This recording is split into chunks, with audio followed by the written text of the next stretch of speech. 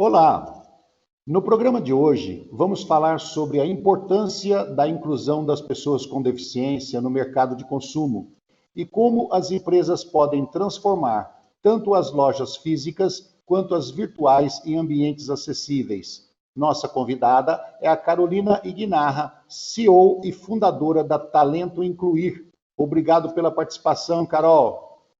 Obrigada, Roberto. Vou aproveitar e fazer minha audiodescrição. Sou uma mulher de pele branca, cabelos e olhos castanhos.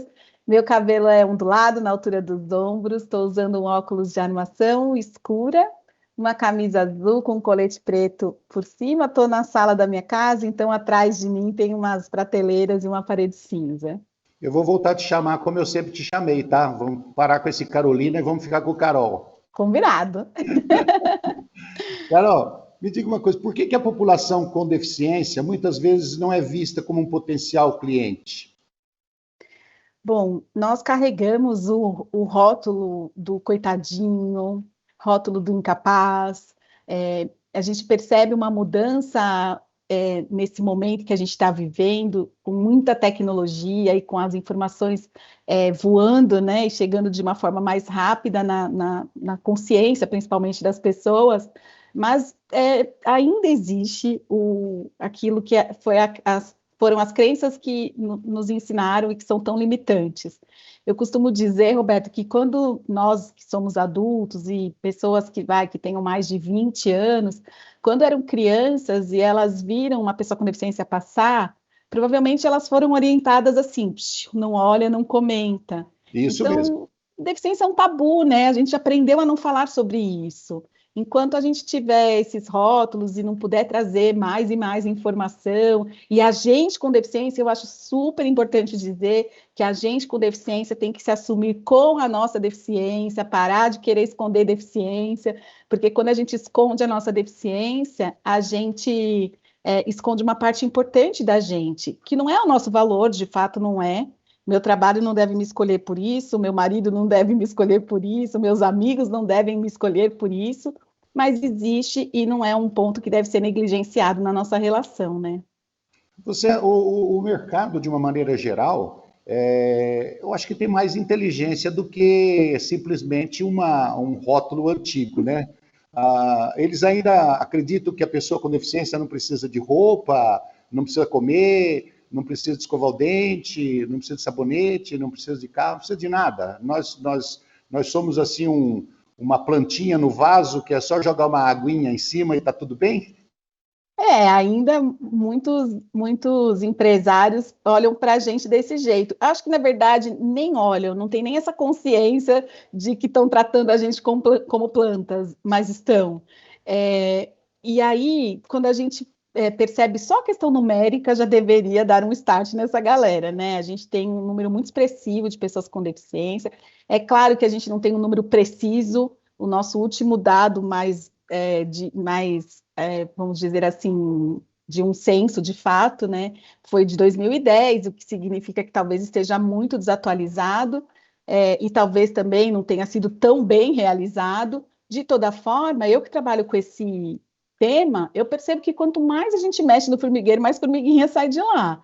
Então, Exato. existe gente com deficiência e a gente consome. A gente, além de precisar de tudo que todo mundo precisa, a gente ainda tem o nosso consumo específico, né? Então, cadeira de rodas, almofada, aparelhos auditivos, pilhas para os aparelhos auditivos, bengalas, andadores, tecnologia para pessoas cegas poderem acessar mais e mais, né, com a ajuda do que hoje a nossa tecnologia está oferecendo. Então, o consumo não é só o que todo mundo consome, ainda tem muita coisa que é uso essencial para a gente viver e que o mercado ainda não olhou para isso, não. Carol, quando a gente fala de grandes corporações, grandes empresas multinacionais, a gente percebe que elas já estão caminhando para um nível de consciência um pouco melhor, né? Elas já estão com trabalhos internos e até mesmo de marketing externo, valorizando a diversidade humana, mas o problema é que nós não temos, as pessoas com deficiência não têm como viver somente das grandes corporações. Nós temos que frequentar aquela lojinha do bairro, aquele mercadinho, aquele armazenzinho que fica na esquina, né? Pequenas lojas. E isso dá um universo de portas, vamos colocar assim, de portas pelo Brasil. São milhares, milhões de lojinhas, de bares, de mercadinhos que estão por aí. Como é que a gente pode fazer para conscientizar essas pessoas a darem uma atenção especial para as pessoas com deficiência? Porque aí o volume é muito grande de pessoas. Como atingir, como conscientizar todos os pequenos comerciantes, as pequenas lojas, os mercados, padarias, barbearias e aí por diante? Nossa, Roberto, você me fez a pergunta de $1 milhão, porque como chegar neles eu acho que é muito desafiador. Agora, o que dizer para eles eu consigo contribuir, né? O como chegar, que eu acho que O que dizer assim, chegar na loja e falar um palavrão logo, a primeira coisa. às vezes a gente precisa ficar bravo mesmo. Mas, assim, quando a gente fala sobre quantidade de pessoas, já é um número importante para o empresário ouvir, né? Mesmo que o pequeno empresário. Depois a gente pode falar também sobre vida, né? Explica que a gente vive, que a gente consome. Eu digo assim, a gente com deficiência, quando tem protagonismo, tem atendimento. Então, não tem uma nem duas histórias que eu já ouvi de pessoas com deficiência que foram lá e desbravaram esses pequenos botecos, né? Esses pequenos. Porque estavam ali no bairro, chegava e um dia passava vergonha, no outro dia o cara passava vergonha, na terceira vez ele, opa, eu tenho um cliente, deixa eu me movimentar para ele, né? Então, eu acredito muito que a gente tem muito o que dizer para esses empresários, mas mais do que dizer, eu acredito que o que vai movimentar a mudança é o nosso estar, a nossa presença em sociedade. A partir do momento que a sociedade com deficiência, as pessoas com deficiência passam a sair de casa, a enfrentar os desafios de verdade, que eles existem e não é fácil, não estou dizendo para ninguém aqui que é fácil, mas a gente está num momento do mundo, do Brasil, que se a gente ficar sentado de braço cruzado, a gente já viu no passado o que deu. Então, se a gente não se movimentar, não vai ter mudança. Você sabe que eu toda a vida trabalhei na iniciativa privada, em indústrias. E as grandes corporações, tratando-se de ISO 9000, processo de qualidade, elas pegam e exigem em toda a sua cadeia de fornecedores, em 360 graus, que eles trabalhem também com qualidade, principalmente falando de meio ambiente, né? Você não acha que poderia ser possível uma conscientização das empresas, por exemplo, que fabricam alimentos, fabricam bebidas, fabricam roupas, para elas instruírem os seus vendedores a não só vender nas pequenas lojas, nos pequenos bares, nos pequenos comércios, nos pequenos mercadinhos, a instruir os proprietários a seguir o mesmo ritmo, a mesma filosofia do produtor lá da grande indústria? Concordo, super concordo. Além desses sistemas de ISO, né, que as empresas sempre cumpriram, hoje a gente tem um tema muito forte no mundo corporativo, que é o tal do ISG, ESG, ESG, cada um chama de um jeito, o que importa é que tem o meio ambiente, mas tem um lado social representado por esta letra S e o G de governança. Então, eles têm sido, de fato, cobrados, né, os grandes players, para começar a olhar para esse lado social, e você deu uma brilhante ideia aqui, sabe? A gente se aproximar de clientes que a gente tem inúmeras indústrias que consomem, que a Talento Incluir atende, e que a gente pode propor um projeto como esse, de conscientização do pequeno negócio, né? Através dos vendedores, né? Muito legal.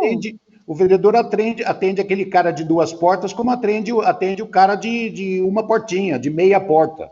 É verdade, é verdade. Quanto mais consciência a gente forma na sociedade, mais ativistas a gente tem, né, para quebrar os rótulos e os preconceitos todos. Na sua opinião, você que pesquisa bastante, você está junto das empresas, na sua opinião, quais são as principais barreiras que as pessoas com deficiência encontram para as lojas físicas ou mesmo para as lojas pela internet? Bom, eu entendo que são diferentes, né, as barreiras. Acho que a única comum, assim, pensando rapidamente, é a barreira da atitude. Então, a barreira da atitude, que é saber lidar com pessoas com deficiência, elas são Isso. comuns no físico ou no virtual, né?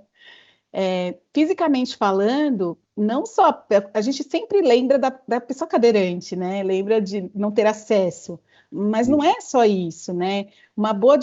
Obviamente, pequenos negócios geralmente estão em menores espaços e fica ainda mais desafiadora a questão da acessibilidade arquitetônica, mas é possível e se você, eu falo que inclusão precisa de disposição. Se você quiser, você faz. Mas, além da parte arquitetônica, a gente tem que pensar em métodos, em como atender, a gente tem que pensar se uma pessoa cega chega lá, como ela será atendida, se as pessoas têm treinamento de fato para ajudar um cliente cego, para fazer o cliente cego consumir ali naquele processo. Se a gente tem também a questão da comunicação com surdos. Então, a gente tem muito mais do que a parte arquitetônica, né? Que é a barreira comunicacional, no caso de surdos. Quando a gente vai para o ambiente virtual, a gente tem muitos problemas ainda, sabe? Na Talento Incluir, a gente está passando por muitos desafios. A gente quer ter um EAD, preciso construir a plataforma porque as que existem não são acessíveis. Eu quero fazer um processo de trabalho online. Algumas das ferramentas não têm legenda ainda, sabe? Então, tem umas questões que a gente ainda sofre e que estamos apartados, isso é muito triste. Quando eu preciso, talento que precisa ter uma plataforma de EAD, isso quer dizer que todas as outras plataformas que têm os trocentos EADs que a pandemia está nos fazendo consumir, ainda é para pouco, é para alguns, mas não para todos. Sim. Então, esse lance de barreira tecnológica é muito forte ainda. Eu acho que vem junto com uma grande demanda de tecnologia que a gente tem, já tínhamos, mas com a pandemia muito mais acelerada, e pouca mão de obra, então tem uma escassez de profissionais de TI, profissionais de tecnologia, para dar conta das necessidades, e acaba que a acessibilidade não é a prioridade. Nós estamos conversando com a Carolina Ignarra, que é CEO da Talento Incluir, faz um trabalho incrível para melhorar a qualidade de vida das pessoas com deficiência. Nós vamos para um rápido intervalo e já voltamos.